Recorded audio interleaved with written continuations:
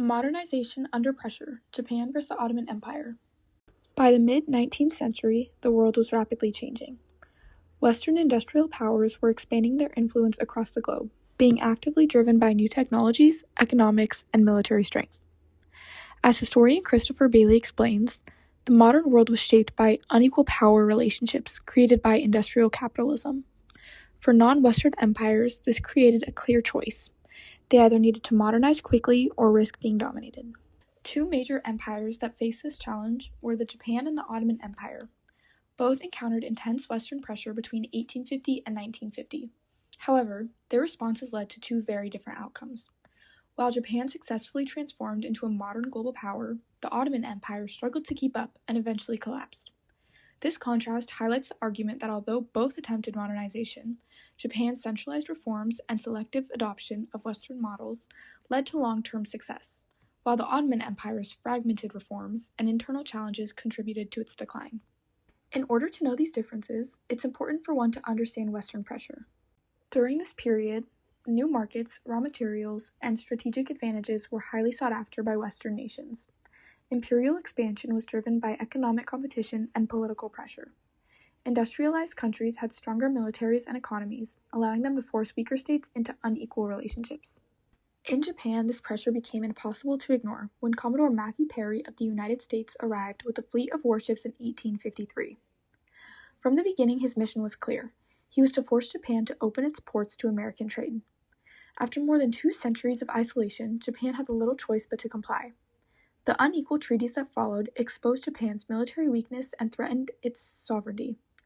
Japanese leaders realized that if they did not change quickly, they could face the same fate as countries that had already been colonized.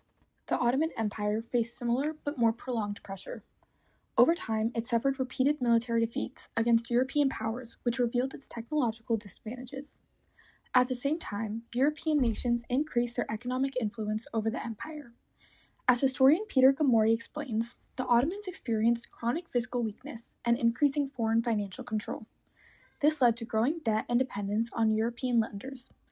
In addition, nationalist movements within the empire began to rise, challenging its authority.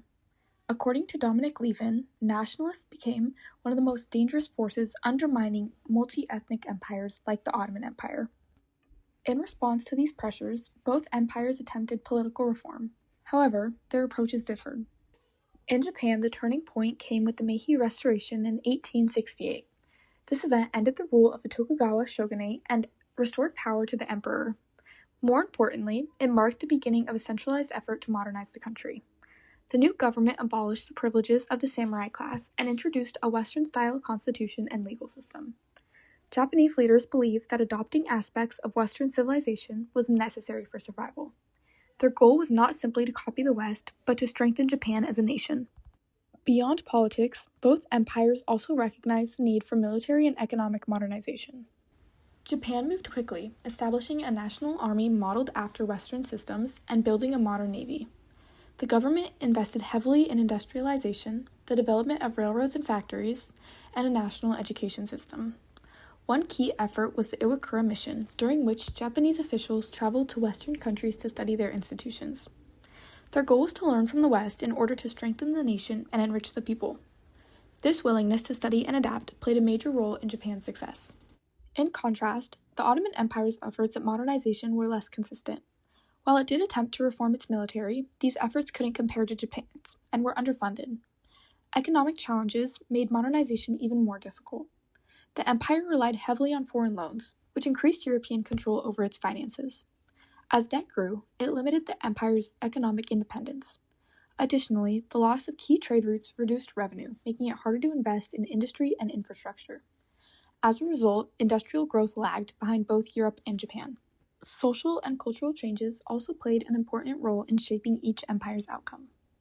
In Japan, the government expanded education to support modernization and promote national unity. While the country adopted Western technology and ideas, it continued to maintain a strong sense of identity. This balance allowed Japan to modernize without losing its cultural foundations. The Ottoman Empire faced greater challenges in this area. Its population was highly diverse, with different religious and ethnic groups. Efforts to create legal equality sometimes disrupted traditional hierarchies, leading to tension and resistance. At the same time, nationalist movements grew stronger, creating loyalty to the empire.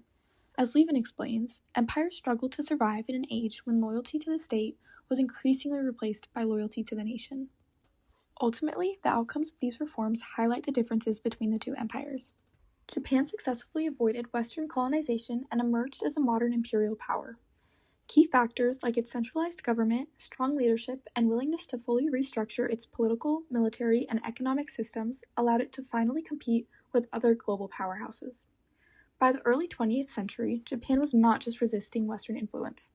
It was able to become a major power itself. The Ottoman Empire continued to lose territory and struggled with internal instability. Despite its reform efforts, it was unable to fully modernize or maintain control over its diverse population. After World War I, the empire collapsed, bringing an end to centuries of imperial rule. As Bailey notes, empires that could not modernize effectively were often absorbed or dismantled by global forces. In conclusion, both Japan and the Ottoman Empire faced intense Western pressure and attempted to modernize in response. However, their strategies determined their outcomes. Japan embraced Western models as tools to strengthen the nation, while the Ottoman Empire used reforms to preserve its existing system. Japan's willingness to fully adapt allowed it to secure independence and rise as a global power. In contrast, the Ottoman Empire's limited and uneven reforms were not enough to prevent its decline. This comparison overall shows that in a rapidly changing, Western-dominated world, survival depended not just on recognizing the need for change, but on how effectively that change was carried out. Thank you for listening.